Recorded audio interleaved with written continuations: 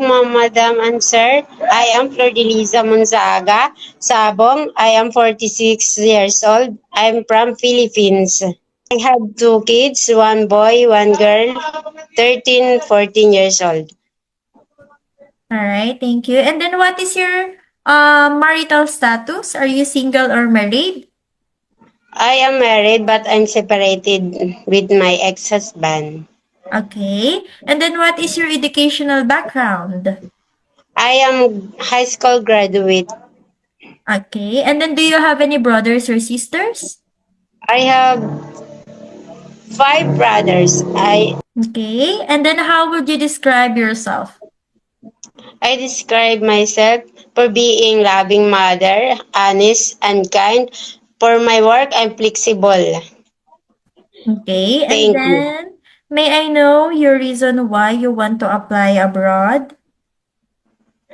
I want to go to abroad again because my child is going to high school and then I need to save the money for my future and my house. Thank you. Okay. And then do you have any work experience abroad? I have experience work in Dubai. Okay. Okay. So do you have any work experience abroad? Yes, madam. I have experience in Dubai. Household. Okay. So when did you start working as domestic helper in Dubai? I started in December 2021 to 2023. All right. So did you finish your contract? I'm not finished my contract, madam, because I have a problem with my family.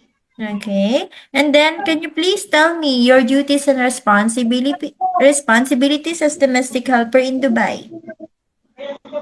I am doing my job, ironing, washing, take care of baby, household, everything. All right. Aside from that, do you have any work experience locally here in Philippines?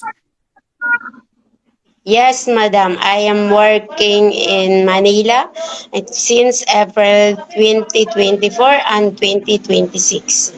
All right. So did you finish your contract? Yes, madam. Okay. So can you please tell me your duties and responsibilities working as household worker here in Philippines? I do laundry, ironing, cooking, and take care of 5 years old baby. All right. And then, are you scared of dogs and cats? I love dog and cats. Okay. And then, do you have any food allergy? No, madam. Okay. And then, how do you describe your cooking skills? I know how to cook adobo, minodo, sinigang na baboy, and giniling with egg, and vegetable. Thank you. Okay. And then, are you willing to learn new dishes abroad? Yes, ma'am, I'm willing to do. All right. So, do you have the full consent of your family to go and work abroad? Yes, madam. Okay. So, do you promise not to use your cell phone during working hours?